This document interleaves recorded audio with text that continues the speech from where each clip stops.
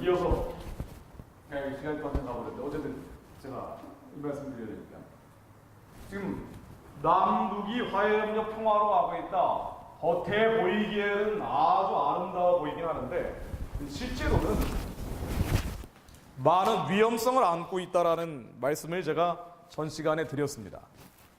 자, 이 남한의 화해협력 평화를 주도하는 분들이 그런 생각, 북한의 생각과 같은지 같지 않은지 그건 모르겠어요. 단정적으로 얘기하면 또 고소고발하니까 제가 뭐 그렇게 모르겠습니다. 그러나 어쨌든 이런 위험성이 있다는 말씀을 드린 거예요.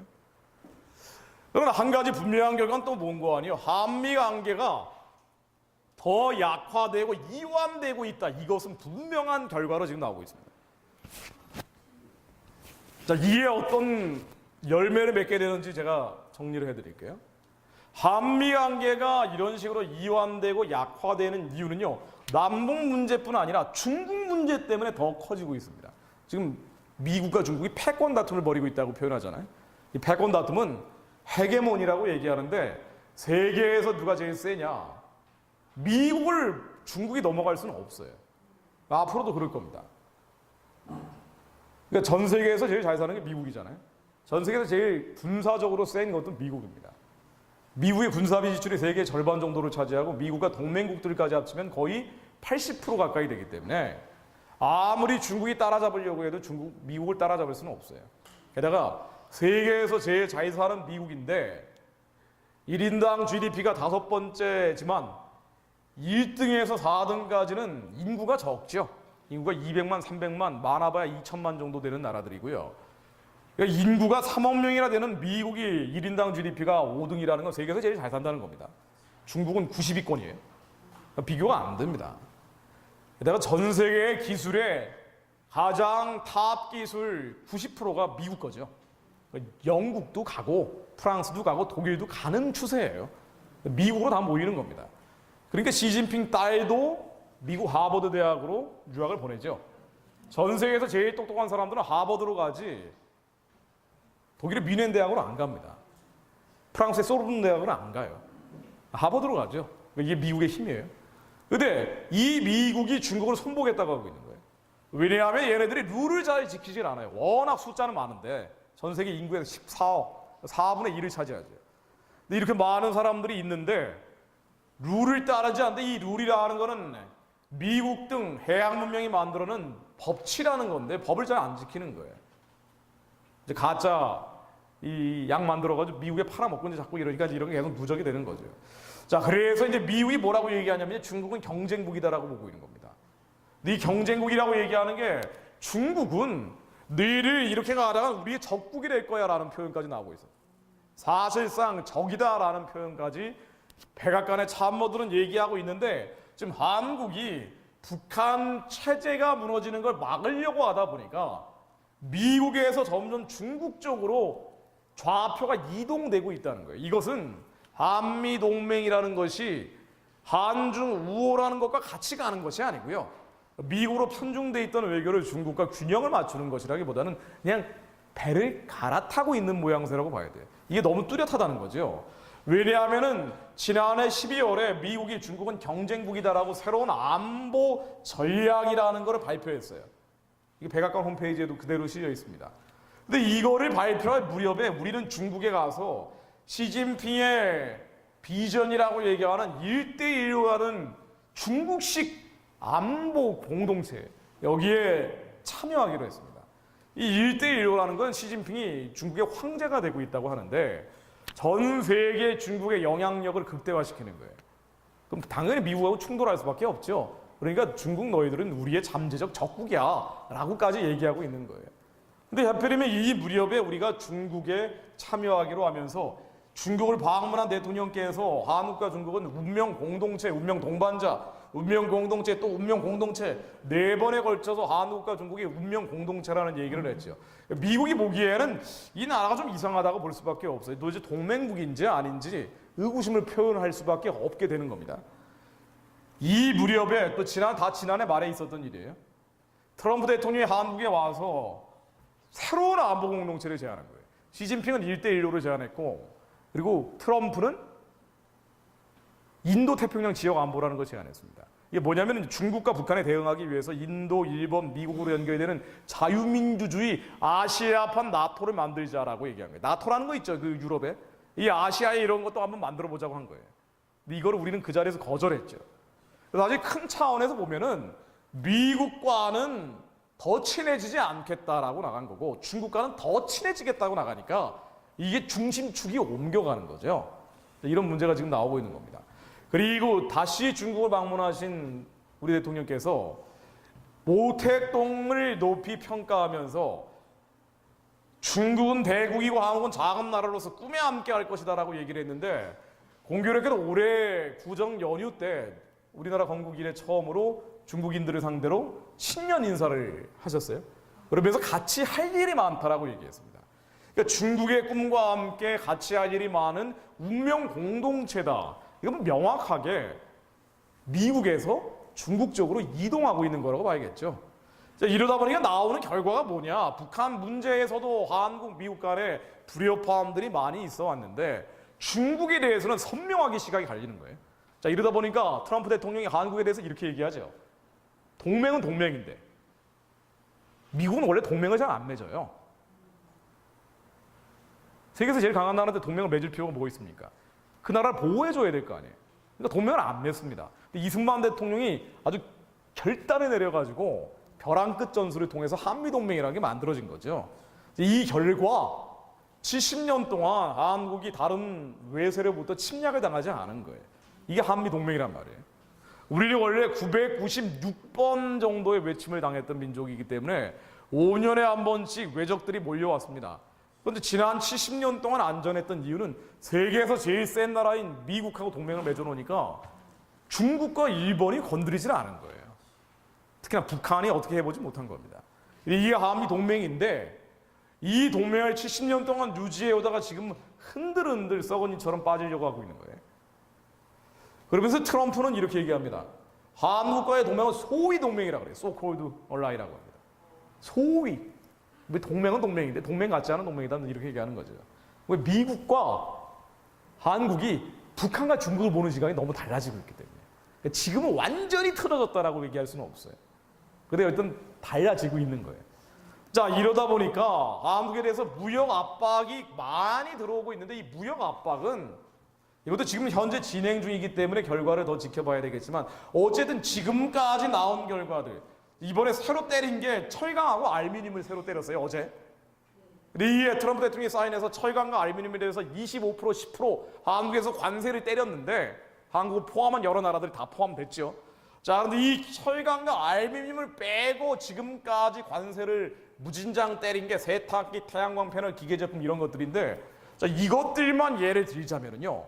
한국이 미국을 통해서 돈을 너무 많이 벌었기 때문에 이 무역 불균형을 시정하기 위해서 한국을 때리는 것이 아니고 그냥 한국만 찍어서 때리고 있는 것이죠.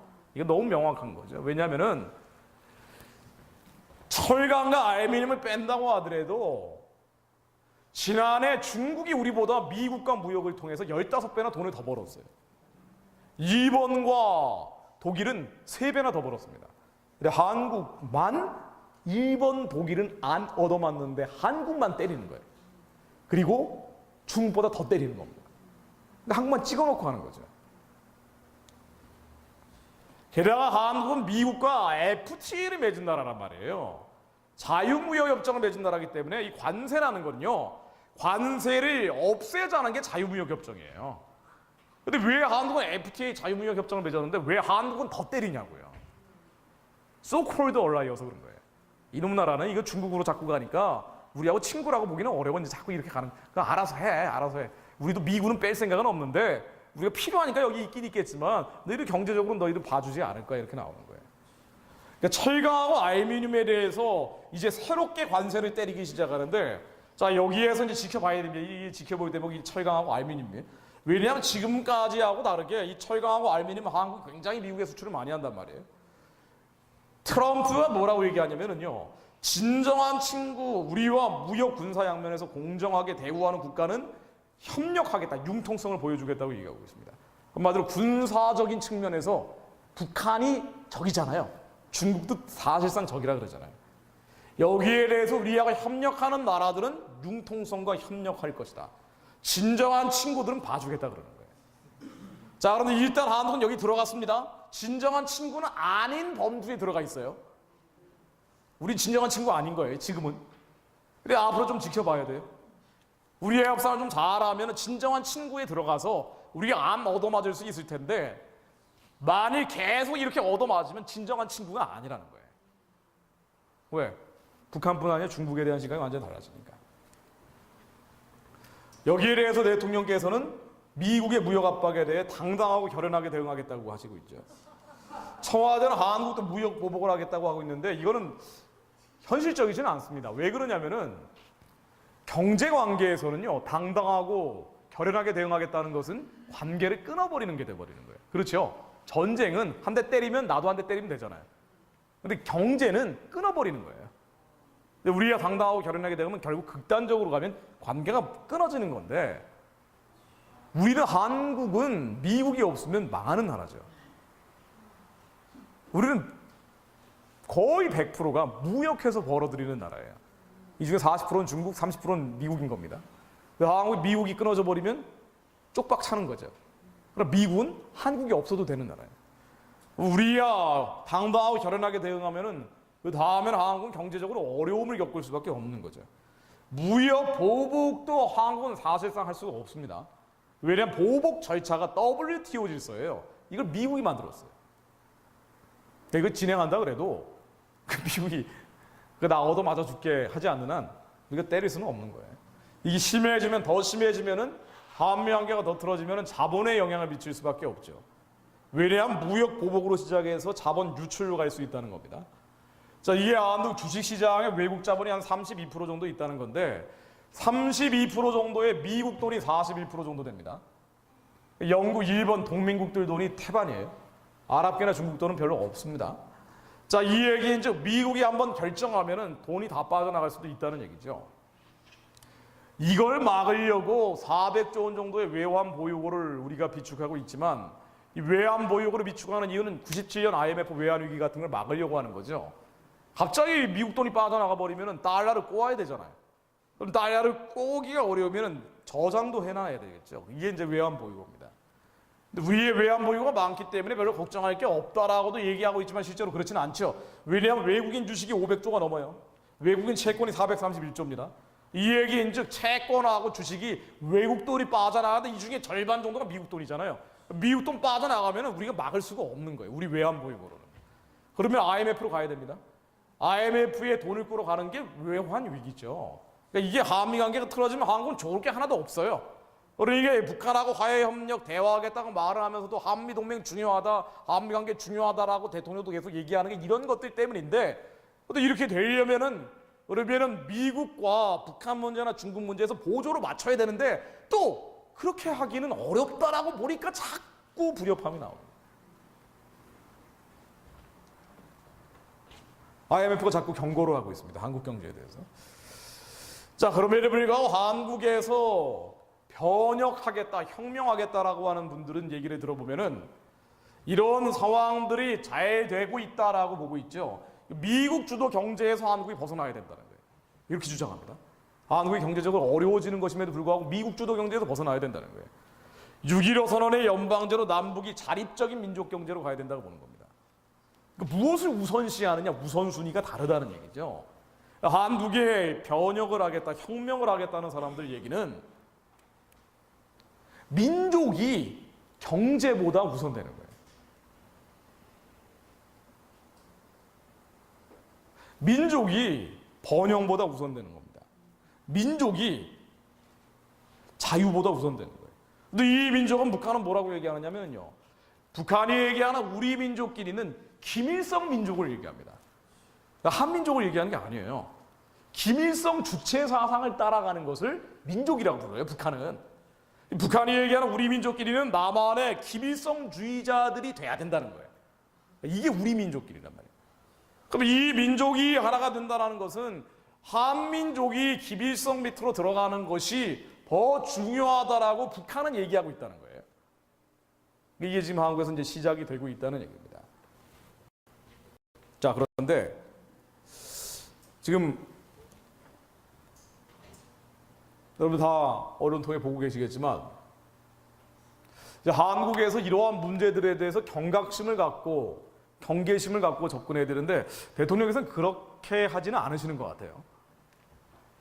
그러다 보니까 왜냐면 왜 이렇게 경각심이나 경계심을 갖고 접근하지 않느냐? 이거는 한국 사람들도 원하기 때문인 것 같습니다. 한국 사람들 왜 원하느냐? 언론이 또 그렇게 몰고 가기 때문인 것 같아요. 이게 거의 이제 삼박자가 그냥 맞물려 돌아가고 있는 거죠. 자, 그러다 보니까 이제 대통령 지지율은 남북 화해협력 협상으로 간다 그러니까 더 올라가고 있습니다. 앞으로 더 올라갈 거예요. 4월 달에 진짜 남북 정상회담 한다 그러면 반드시 올라가게 돼 있습니다. 일단 이벤트가 나오잖아요. 연출이 되기 때문에. 5월 달에 북미 정상회담까지 가게 되면 더 올라갈 겁니다. 근데 이 얘기인즉 대통령 지지율과 함께 대통령이 추진하는 정책들도 이제 더 탄력을 받을 수밖에 없게 된다는 거죠. 이 대표적인 게 개헌이죠. 이 국면으로 가면 개헌이 될 가능성이 많죠. 근데 개헌은요, 자유민주주의 시장경제에서 자유를 떼버리고 시장경제를 사회적 경제로 바꾸는, 그러니까 여기에다가 하나 더 덧칠을 하는 이런 방향으로 한다고 얘기하는데, 북한이 인민민주주의, 민중민주주의죠. 사회주의 경제입니다. 그러니까 뭐가 다르냐? 그럼 이 민주주의로 가는 것은 또 뭐가 다른 것이냐? 이거 제가 간단히만 설명을 드리겠습니다. 시간이 별로 없기 때문에.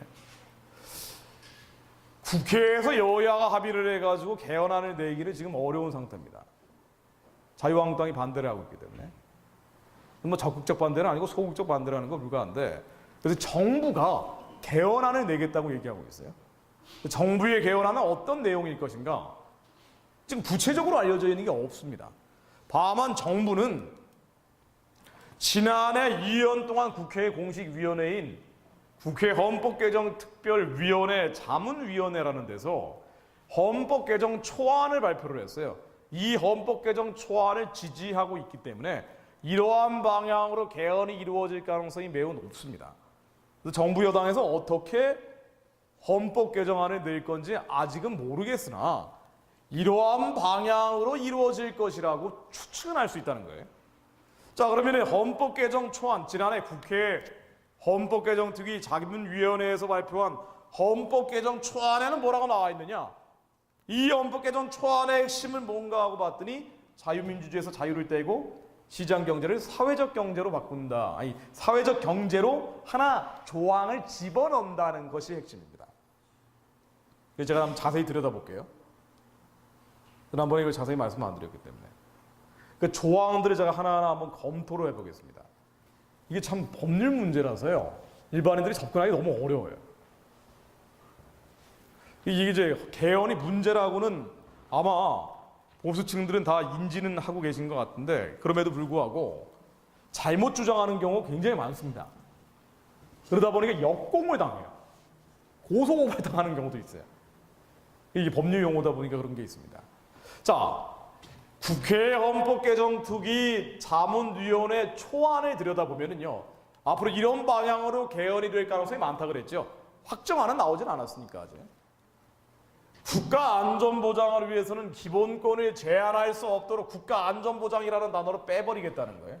그러면 국가보안법이 사라집니다. 그러니까 지금 헌법은 국가안전보장을 위해서 국민의 권리를 제한할 수 있다고 되어 있어요. 그래서 국가안전보장이라는 단어를 빼버리겠다는 거예요. 그러면은 국가보안법이라는 게 없어지게 됩니다. 사상의 자유를 갖는다는 조항을 신설한다는 거예요. 자, 그러면 사상의 자유는 다 중요한 거겠지만 이렇게 되면은요, 사회주의 공산주의 활동은 지금도 허용이 되지만은요, 그러니까 주체주의, 북한식 공산주의 사회주의 활동도 허용될 수밖에 없겠죠. 이슬람 과격주의도 허용될 수밖에 없습니다. 이게 사상의 자유를 갖는다라는 조항이 갖는 위험성이라고 봐야 될 거예요. 아까도 말씀드린 것처럼 양심적 병역 거부를 할 수 있도록 신설하겠다고 하는 거예요. 대체 복무를 허용하겠다는 겁니다. 그러면 여호와의 증인 같은 경우는 부흥이 되겠죠. 군대 가기 싫은 애들 다 그쪽으로 갈 거 아니에요. 그리고 한국 군대는 줄어들 겁니다. 현역 군인과 경찰 공무원이 단체 행동권을 갖는다고 돼 있어요. 이게 쉽게 얘기하면 군대와 경찰의 노조를 만들게 됩니다. 한국의 노조는 세계적으로 가장 강성이죠. 이제 군인 경찰들이 파이프 들고 설치기 시작하면 그다음 어떻게 되겠어요? 자, 가장 쟁점이 되는 게 이겁니다. 자유민주주의라고 한국 헌법에 표현되어 있는데 두 군데 나와요. 근데 이거에서 자유민주주의에서 그냥 민주주의로 바꾸겠다는 거예요. 이 뭐가 달라지는 거냐? 민주주의는요 굉장히 개념이 넓습니다. 근데 이 중에 하나가 자유민주주의인 거예요. 우리가 선택한 70년 동안의 체제는 이 민주주의 가운데 자유민주주의였어요. 이 미국식 민주주의였던 겁니다. 유럽식 민주주의였던 거예요. 이 자유민주주의는 뭐냐? 19살 넘는 사람들은 다 주인 자격이 되는 거예요. 주권을 갖는 겁니다. 근데 그게 아니고 19살 넘는 국민이라 하더라도 기득권 세력들, 땀 흘려 일하는 인민들의 피땀을 빨아먹고 있는 기득권 세력들은 주인이 아니라고 보는 게 이게 자유민주주의가 아닌 인민민주주의, 민중민주주의라고 해요. 그리고 이거의 중간지대에 사회민주주의라는 것도 있어요. 그래서 민주주의는 자유민주주의도 있고 사회민주주의 있고 민중민주주의, 인민민주주의도 있는 거예요. 그런데 이 자유민주주의가 아닌 민주주의는 뭐냐? 결국 1% 특권층은 주인이 아니라는 거예요. 그러니까 이재용, 박근혜, 이명박 이런 사람들 주인 자격을 뺏을 수 있는 거예요. 자, 그래서 이 기득권 세력들 1%를 없애야 한다는 거고요. 99%가 단결을 해서 1%를 끌어내려야 된다는 거예요.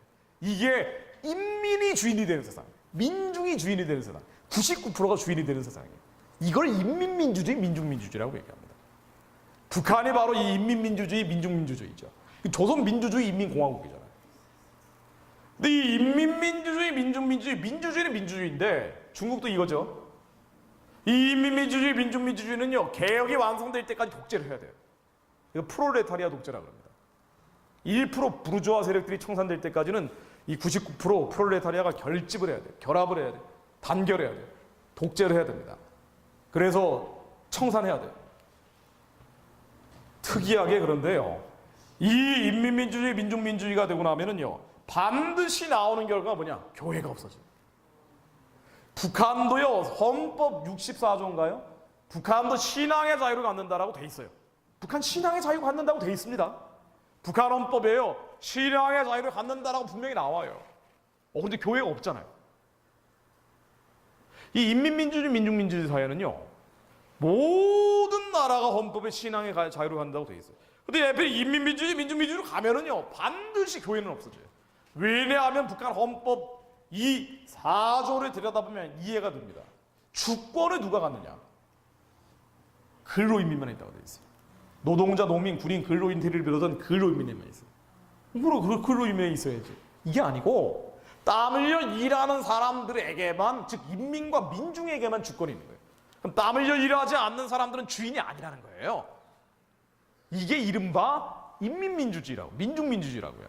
그럼 땀 흘려 일하지 않는 인민이 아니고 민중이 아닌 사람이 누구냐? 대표적인 직업군이 목사예요. 예. 예, 반동이죠, 반동. 인민의 적이에요, 민중의 적이에요. 아니, 새벽부터 밤까지 땀 흘려 일할 생각을 안 하고 이 게으른 놈들이 맨날 기도만 하고 있다는 거예요. 예배만 드리고 있다는 거예요. 심지어 건물을 의리아리하게 짓고 있다. 그러면 이건 완전 척결 대상인 거예요. 그래서 인민민주주의, 민중민주주의로 하면 반드시 교회는 사라집니다. 혹은 지하로 숨어드는 거예요. 이 인민민주주의, 민중민주주의를 공산주의라고도 부르죠. 그리고 이것을 경제체제에서는 사회주의 경제라고 부르는 거예요. 같이 가는 거예요, 이게. 인민민주주의, 민중민주주의하고 사회주의 경제하고. 자, 그런데 이 사회가 되면은요, 반드시 교회가 사라져버리죠. 자, 그러면은 한국의 헌법에서 자유를 떼버리면은 이게 곧 민중민주주의, 인민민주주의다 얘기하면은요, 고소고발합니다. 네.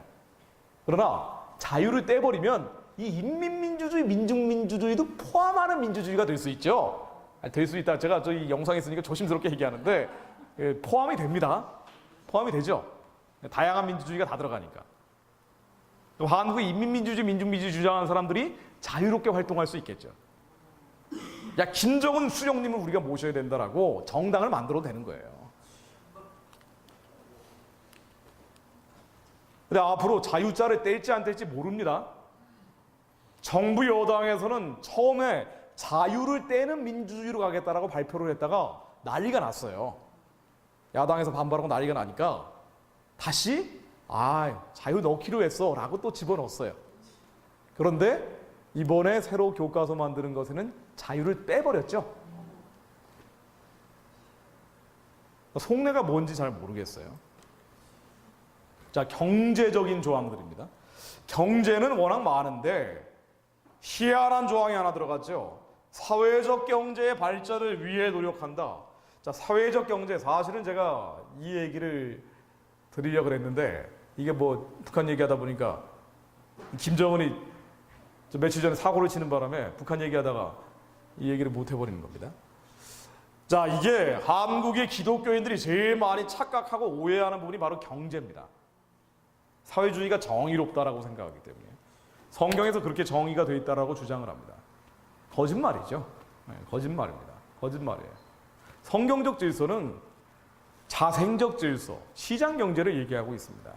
근데 이것을 인본주의적으로 인간이 이 불의와 불평등을 신의 역할에 대신해서 해결하겠다는 혁명적 시도가 사회주의예요.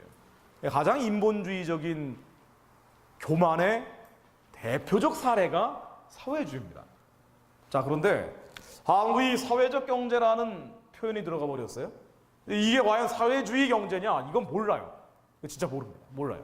이 개념 자체가 애매하기 때문에. 앞으로 지나봐야 합니다. 참 이거를 앞으로 지나봐야 한다니 난감하죠. 그런데 나머지 조항들을 들여다보면요, 이상한 조항들이 너무 많아요. 왼쪽으로 클릭 이동해 버리는 거예요. 좌경화되는 거죠. 예를 들면 한 번 고용을 하면은요, 자를 수가 없어요. 평생 고용을 시켜야 됩니다. 아니 그러면은 뭐 좋을 수도 있을지 모르지만 안 잘리니까 누가 고용을 하겠냐고요. 자영업자들이나 영세 중고상인들은 이제 아주 피눈물 나는 거죠. 가족들이 경영하겠죠. 그럼 당연히 경제가 위축되겠죠. 노동자가 대표를 통해 사업 운영에 참여합니다. 즉 노조를 통해 경영하는 거예요. 삼성 직원이 되면 삼성 노조를 만들어서 삼성을 경영해요. 그럼 외국인 투자자들이 어떻게 할까요? 빠져나가기 시작하겠죠. 가뜩이나 한국 강성노조에 대해서 비판이 많은데 국가와 경제에 대해서 규제와 조정을 해야 된다라고 바꿔버렸어요. 의무조항, 강제조항으로 바꿔버렸어요. 그러니까 국가는 개입을 해야 돼요. 이 자유로운 경제로 우리가 70년 동안 창의적으로 기업을 만들어서 꾸려왔는데 이제는 국가가 강제로 개입하기 시작하는 거예요. 이거 뭐라고 불러야 돼요, 이 경제를? 토지 투기와 경제 왜곡과 불평등이 있으면은요, 제한을 해야 될 의무가 부여됩니다. 투기를 했다 그러면은 사유재산권을 가져올 수도 있죠. 토지 투기는 나쁜 거예요. 좋은 건 아닙니다. 그런데 이것이 국가가 강제력을 가지고 집행했을 때 과연 어떤 일들이 벌어질지 이거는 정말 참 난감합니다. 자연자원은 공동자산으로 뺏어올 수가 있어요.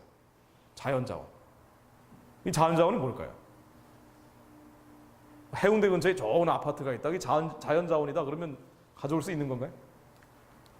굉장히 무시무시한 조항들이에요. 여기에 추가해서 국민의 기본권을요, 지금까지 국민이 누린다고 되어 있어요. 모든 나라는 국민이 누리도록 되어 있습니다. 근데 이걸 사람으로 바꾸겠다는 거예요. 국민이 아닌 사람도 기본권을 갖는 거예요.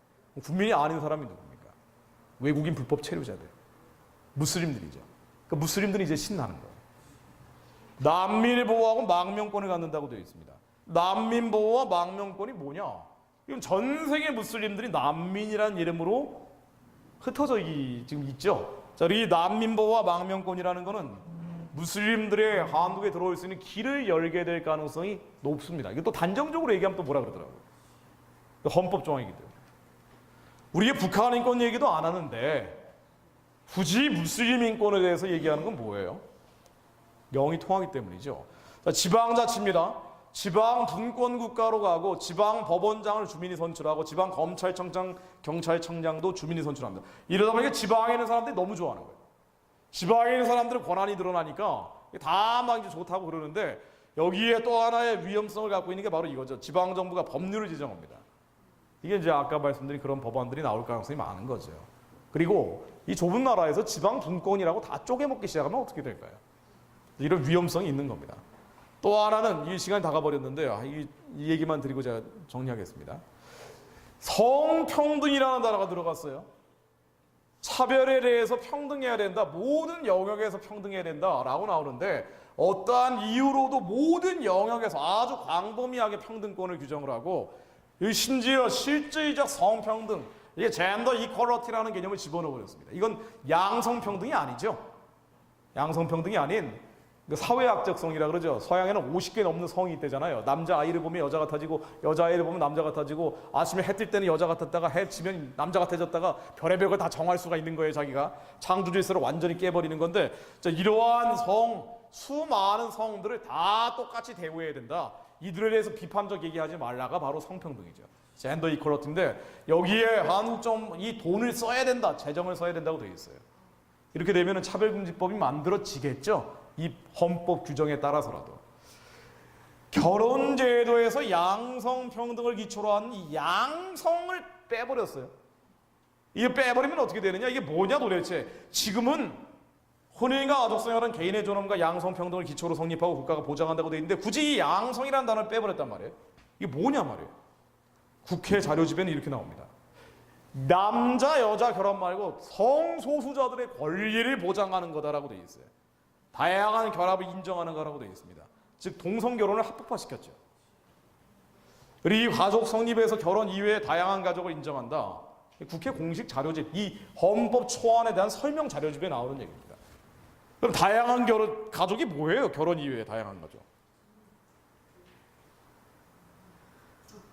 나는 개하고 사랑에 빠져가지고 한 10마리의 개야 가족을 이루고 싶다 그러면 이거 인정해줘야 되는 건가요? 별의별 게 다 나오겠죠 이제. 대통령이 여기에 맞춰서 신년 기자회견 때 젠더 폭력을 추방하기 위해서 정부적으로 나서겠다고 얘기했습니다. 이건 성폭력이 아니죠. 젠더 폭력이라는 것은 남자가 여자를 폭행하는 성폭력이 아니고 젠더, 즉 동성애자 등을 포함한 수많은 성들이 있잖아요. 이 사람들에 대해서 차별적으로 대하지 말라는 것이 젠더 폭력 추방이죠. 이걸 전국 경찰서에 플래카드로 붙인 상태고 아니나 다르게 정부에서 이 젠더 폭력 추방하기 위해 노력하겠다고 하더니 얼마 지나지 않아서 행정자치부 장관인 김부겸 의원이 이러한 법안을 발의를 했어요. 이 법안이 국가인권위원회법 개정 법안과 혐오표현 규제 법안인데 이 법안 내용을 들여다보면은요 국가인권위원회가 아주 어마어마한 권한을 갖게 됩니다. 만일 동성애를 비판하면 데리고 와서 조사를 하는 거예요. 검찰 권력 비슷한 걸 갖게 되나 봐요. 이래가지고 3년 이하의 징역이나 3천만 원 이하 벌금 혐오표현 규제법에 의해서 걸어버릴 수가 있는 거예요. 동성애 비판하면 이제 아예 입을 막아버리는 겁니다. 이 하도 또 비판을 많이 받으니까 3월 2일 날 철회를 했어요. 그러면서 얘기하기를 다시 정비해서 재발의하겠다고 하면 그러니까 앞으로 계속 하겠다는 얘기예요. 정부에서 또 하나 추진하는 게 낙태죄 폐지죠. 낙태가 뭡니까? 결혼 안 하고 살다가 애 생기면 지우는 게 낙태가 많죠. 자, 그런데 이 한국이 낙태가 제일 세계에서 많다 그러는데 형법에 낙태가 죄라고 돼 있으니까 그나마 막아지는 거예요. 이거를 폐지하면 어떻게 돼요? 지금 정부에서 청원이 들어왔다는 이유로 낙태죄 폐지를 추진하고 있다는 거 아니에요. 이게 지금 벌어지는 일이 하나님이 싫어하는 일들만 전개가 되고 있는 거죠. 좌파 우파 문제가 아니에요. 거대한 인본주의적 흐름이 쓰나미처럼 몰려오는 겁니다. 이 인본주의, 하나님을 모르는 사람들이 하고 있는 일, 본인들이 뭐 하는지 모를 거예요. 이 하나님 모르는 사람들이 하는 인본주의적인 시도들이 전국적으로 너무 많이 벌어지고 있는 겁니다. 이걸 정부 차원에서 추진하고 있는 것인데 정리하자면 이렇습니다. 김정은이 망할 때가 된 거예요. 끝날 때가 된 겁니다. 미국이 주도해서 압박해서 평화적으로 끝내겠다고 나온 거예요. 또 우리가 이걸 부득불 싫어하니까 폭격하겠다는 얘기가 나온 겁니다. 근데 폭격을 하겠다는 것도 싫다 그래요. 하려면은 빨리 때려야 된단 말이에요. 빨리 때리는 게 제한적인 폭격입니다. 이건 물 건너갔다고 봐야 돼요. 우리가 계속 저지하니까. 그래서 전면전 군면으로 갈 수도 있는 겁니다. 그리고 이 폭격 얘기가 나오니까 너무 싫다 그래가지고요. 북한하고 대화하고 협상하고 통일하겠다고 나오는 거예요. 이걸 우리가 평화라고 얘기하고 한국교회도 이 방향으로 계속 기도를 많이 하고 있습니다. 아니, 북한 체제를 압박에 의해서 와해하면 되는데 이게 싫다고 이쪽으로 간 것인데 이게 또 싫다고 북한과 대화하고 협상하고 통일하는 것이 평화다라고 얘기하는데 분명히 우리가 알아야 될 것은 이 평화는요, 한미동맹이 균열되는 평화입니다.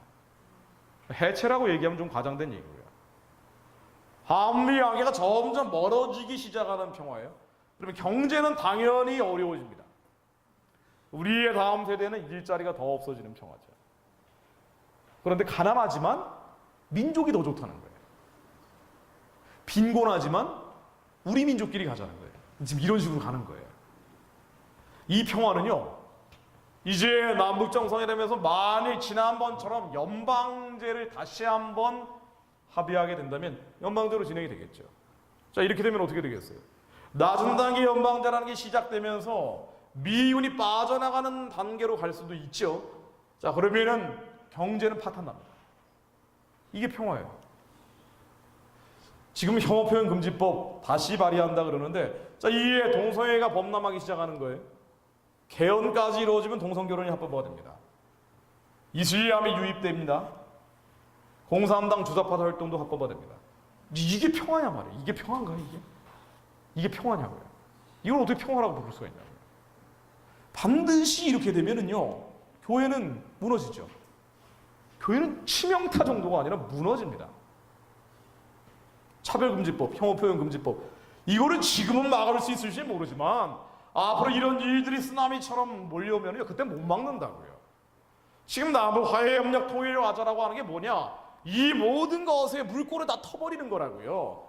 남북 정상회담 하니까 환호하고 할채를 보내는 게 뭐냐면요, 이 모든 정책들을 다 지지하겠다라고 나오는 거란 말이에요. 왜? 정치 현실이 그러니까. 아니, 4월에 5월에 정상회담 연쇄적으로 벌어지면 6월에 개헌은 그냥 밀어붙여지는 거 아니에요. 지지율이 올라가니까. 이건 뭐 당연한 삼척동자도 갈 수 있는 상황 아닙니까? 근데 정상회담은 우리가 가져가지만은 6월에 개헌은 막을 거야. 이 말이 되냐고요? 말이 안 되는 얘기예요. 교회는 무너진단 말이에요. 이게 평화입니까? 근데 이 평화로 가면 반드시 오른쪽으로 전개됩니다. 저는 그렇게 봅니다.